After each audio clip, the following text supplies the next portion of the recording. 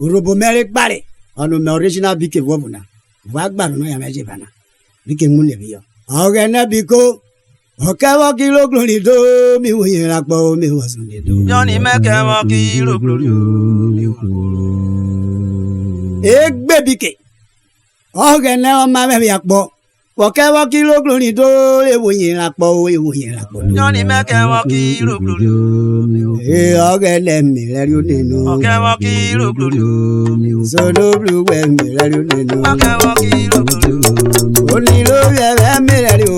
Okawa kilo glory. Esari bebe Akpo mi le ru. Okawa kilo glory. Imi ni yo seme. Okawa kilo glory. Ugoba lo seme do. Okawa kilo glory. Nana mi se na do. Okawa kilo glory. Akpo Re do. Okawa kilo glory. Ogana o ma be Akpo. Okawa kilo glory.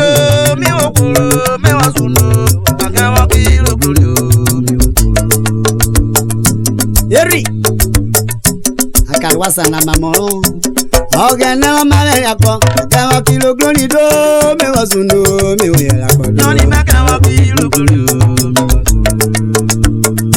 Egbe BK. Ogana o ma be Akpo. Okawa kilo glory do mi wasunu mi wuye Akpo. Johnny Makawa kilo glory. Oga boja oba o. Ikeye Akpo poju iroro.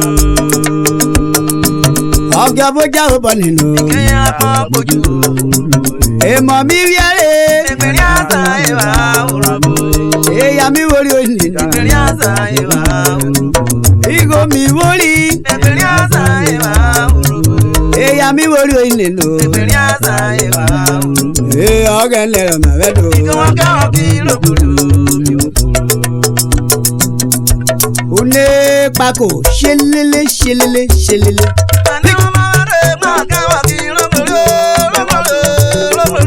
Makawa kilo glory.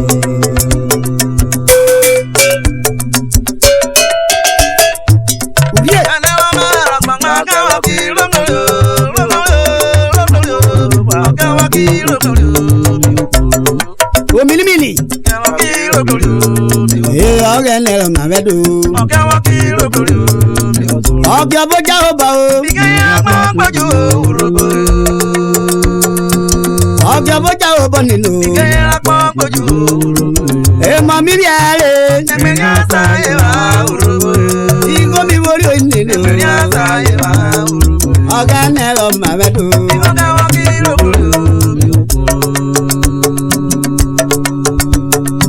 Kewoke.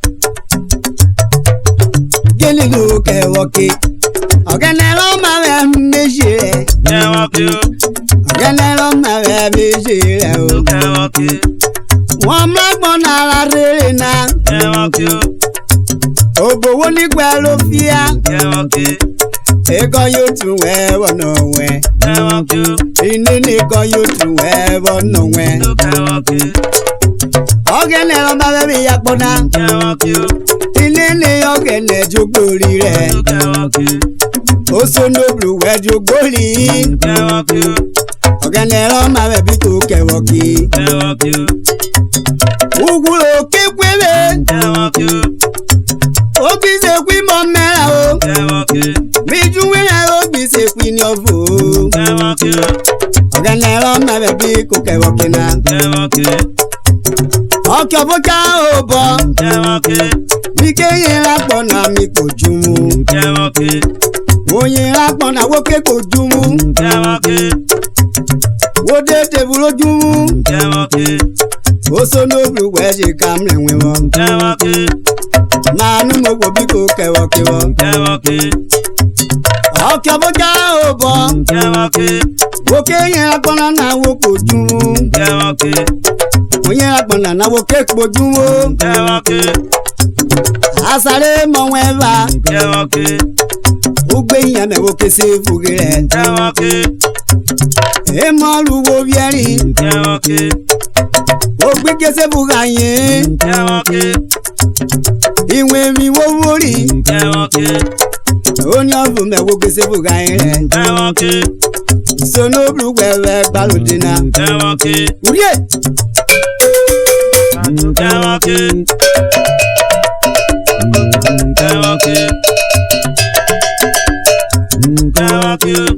Ọ̀gẹ̀nẹ̀rọ̀ máa rẹ̀ bí kò kẹwọ́kì. Ìtúwẹ̀fọ̀ kẹ́yọ̀kì. Ọ̀gẹ̀nẹ̀wọ̀kì káyé. Àyè tún wí mi. Àyè jìdí mọ́tò. Arúwé mi lé. Iné lè wo nọ̀bà sárúwé mi rẹ̀ bọ̀. Orí mi kọ́ irúwé mi. Ó sọ́nù olùgbé tá a pọ́yìn náà rẹ̀. Ọ̀gẹ̀nẹ̀rọ̀ máa rẹ̀ bí kò kẹwọ́kì. Ọ̀gẹ̀nẹ̀rọ̀ máa rẹ̀ bí kò kẹwọ́kì. Ìdàfẹ́lú robo. Ó sọ́nù olùgbé mú díà kó màmá. Oyún mi kẹ́ iné kiri wọlé jóbi ọ hẹ́n. Ọ̀gẹ̀nẹ̀kọ̀ kìló glory ọ àìwòyìn ràpọ̀ tó mọ̀ mọ́. Ọ̀nì ẹ̀dá lókè wéwé. Lagos fire we rani ko. So no olùgbé bí kò kẹwọ́kẹwọ́. Àsúnlé lóbìnrin rẹ̀ wá o. Uriye.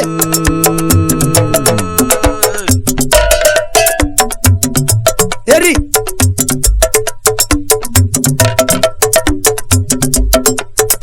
Oyo mi kẹwọ́ Sylvester. Ekpingo. Ekpimoni. Animuye ore Okokori Club 10. Avikole baba. Animuye ore Ashawo Kikana. Enwenu wala. Ekpimoni o.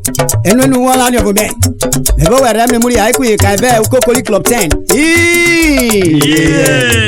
Efionoma. Oyo wike Olorogu Oveferoyin, the president of Urhobo community. Enwenu wala Orevu Agbaro.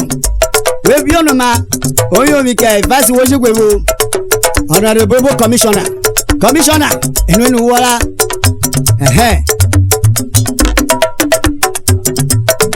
Eri. Oyo wike Omiregwa David Palmer. Anu aikole ri ugwoli mi re.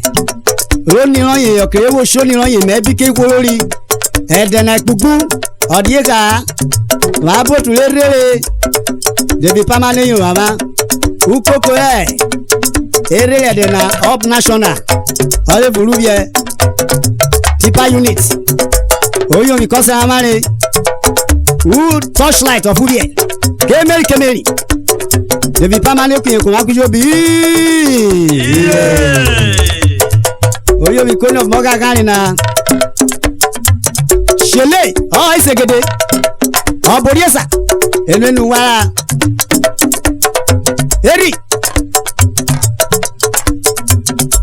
Oyo mi ke Ugbeyame Obu oyibo Oruo ya ojigwe riwe ranye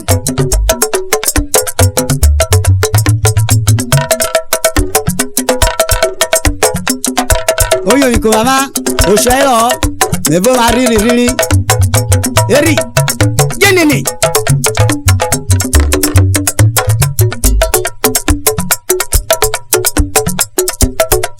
Oyukworo Genini Eri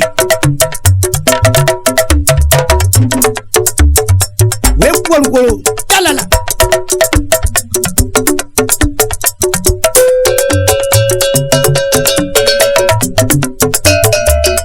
Eri Arwo Wani mi yo me o e ma fa wolu yo to no ni me ma fa wolu yo Wani mi yo me ke ma fa wolu yo to no ni me ma fa wolu yo Nigero mo te ni mi yo me ninu ma fa wolu yo Ogba lo sha ri mi yo me to ma fa wolu yo Nigero mo te ni mi yo me ma fa wolu yo Ma bo wolu yo to no ma bo wolu yo Beri obo mi ru ayen re ninu ma bo wolu yo Ogba lo mo te ko gun mi yan ninu ma bo wolu yo Ogba lo sare ko gun mi yan ninu ma bo wolu yo Mi lo bo mi lo inu ma bo wolu yo Mi lo mi ra me do ma bo wolu yo Wani mi yo me ma bo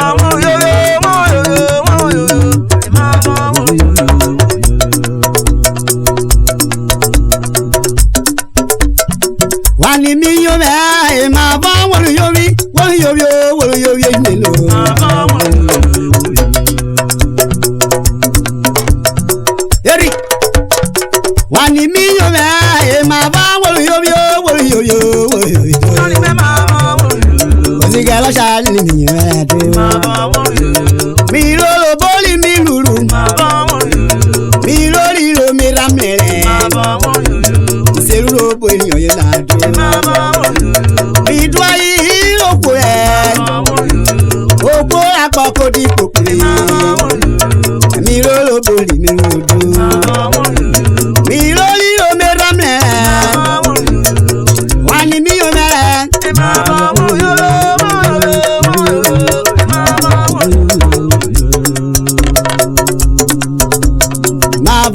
Yo ege o inende zigara yina ni mi me zigara yina ni mi yo me ogba loja le ni mi yo me ofura gbona jupo pedo Urhobo meri mi poro ogba omo na gube ado ke ma bo wolo yo mi to lo soye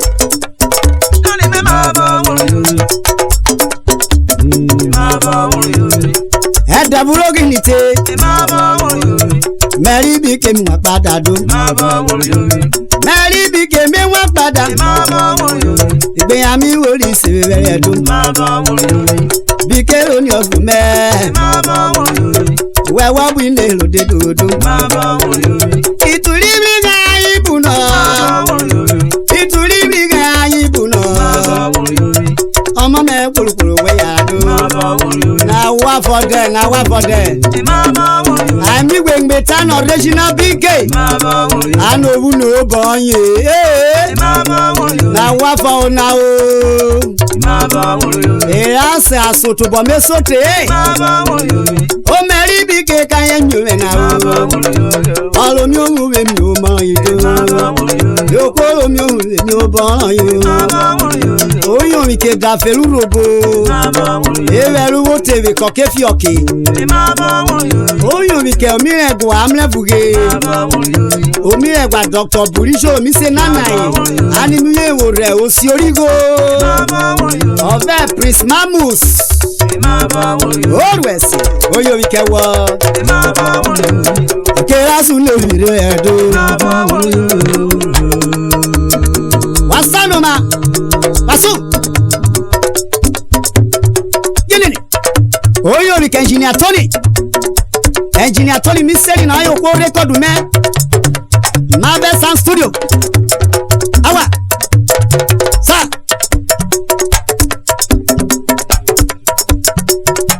ma bo tule rie okay aye me woru e oye aye robie aye man mu ye woru mama ma kujo bi wa ko biruo ma to bo ga ke o mi egwa Ologun mayor okay. Ogwe ikoruko kan ejere orena. Mayor mi say no yi president general ukoko eyin ku be social club of Delta State. Eri. Onyo wike Eric okay. Prosper okay. Onyo wike vaye wen the lady vice president Agbaro AIU. Ekuye wakai. Eri.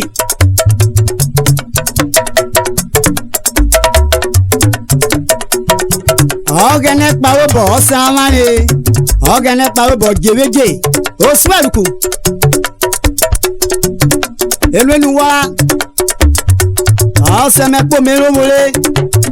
Alaji kerwe kawe very ogene jobrigo bi amanu bo. Eri.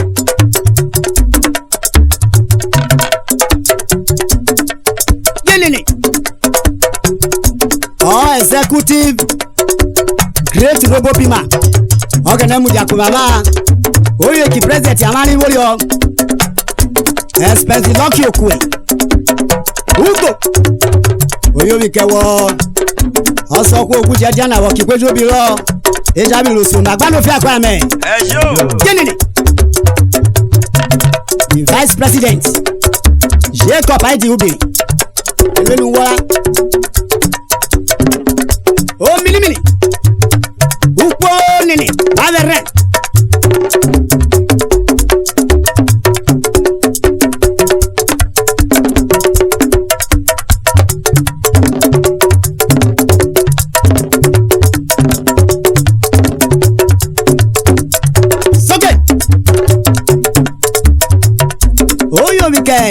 Dr.Flezzy, the Waff Nation Entertainment. Urhobo yon money go. I no more Ugoba. Akpo Re.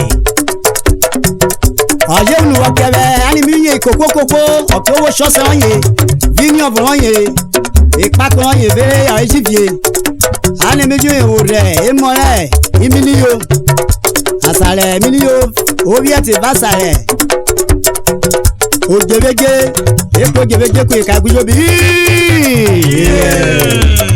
oye woke wo glory enenu wara oyin omi ko mi re kwa Harry Imonisa aka Madize Olea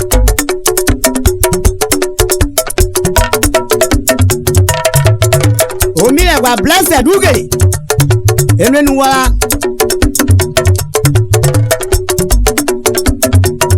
Dr.Flezzy aneyeruwe nationwide check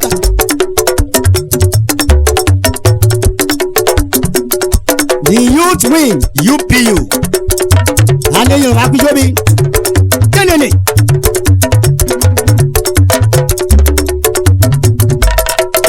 wasaloma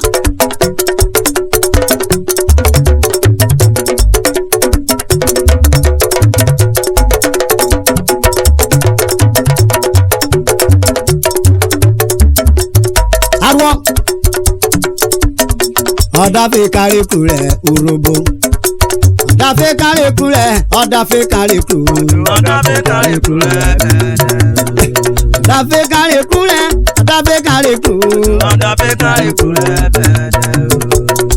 Korwa, ratobo nure. Odafe kare kure. Korwa re nure, odafe kare kure. Odafe kare kure. Rawe gbaro shemo Odafe kare kure. Odafe kare kure. Awo bi ojugo logun Odafe kare kure. Aye na mi seri na odafe fure ku Odafe kare kure. Me so garati Odafe kare kure o we nuge Odafe kare kure. O meri BK ewu minure Odafe kare kure. ewu ri minure o memeli odafe Odafe kare kure. ewu ri minure o me odafe rekruna Odafe kare kure. BK Odafe kare kure.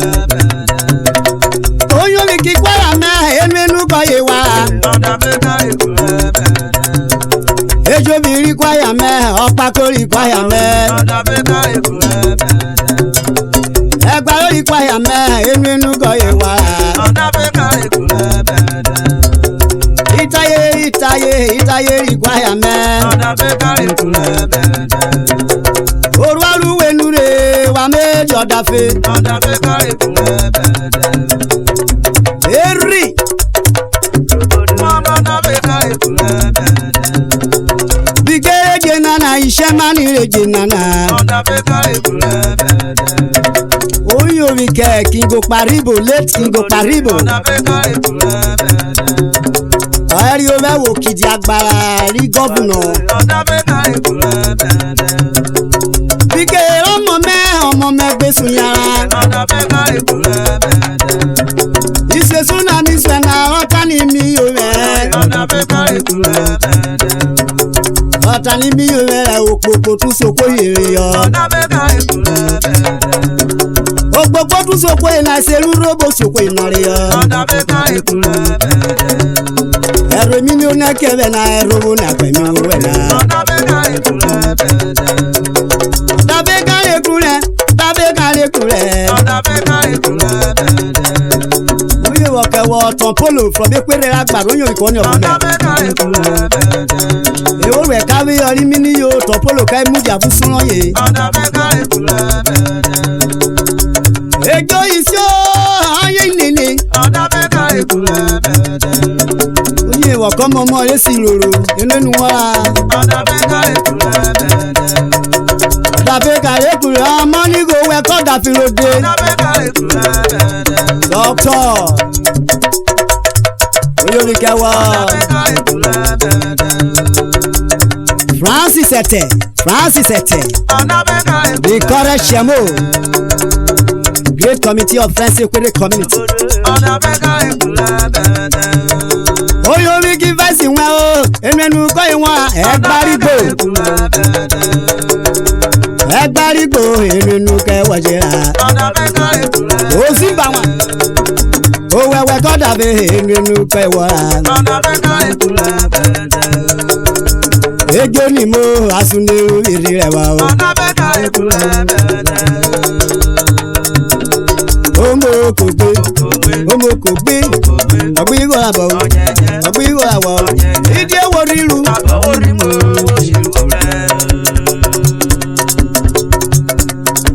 Oyún mi kẹ̀ comrade ọ̀gẹ́nẹ́ Ogaga, Ọ̀yọ́ mọ́ṣálámọ́ òmùdí àkẹ́wì studio la kókórókó. Enu wa aso wada nwi ogene ba okewe ekuye kai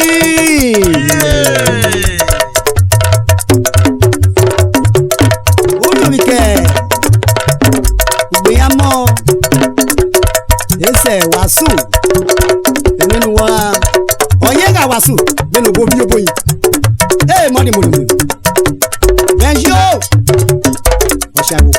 oshawo bi ha ediri belere yapana emona kiri akewe bo ne popolopo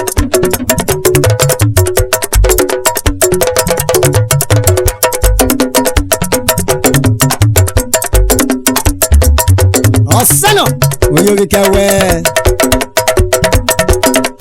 ogaga leji iru osana ti fe gbe yan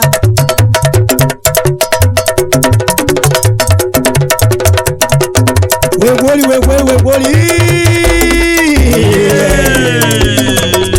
Amen. Oye kò tún gbèrè ayé méjì bí ọ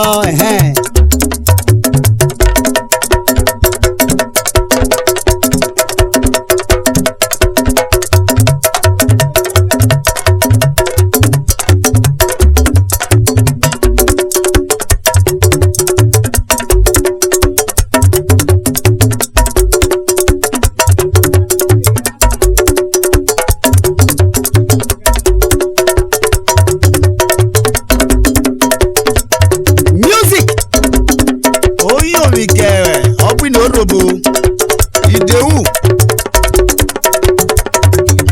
oji iwoke kwori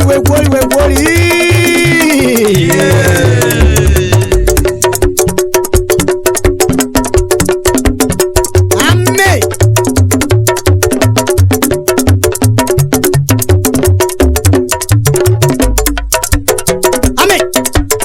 wasanoma meji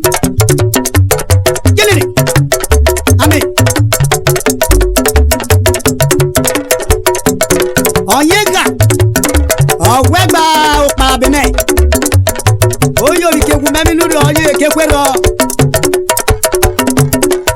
Why the fuck oyo when no say kako don shakolo Yelele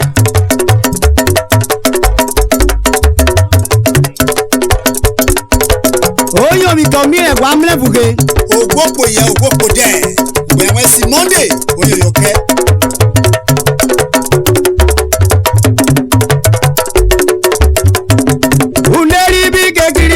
Memera ya di loroko Ona igwewo Misi agwari o Flezzy correct Shemo Original BK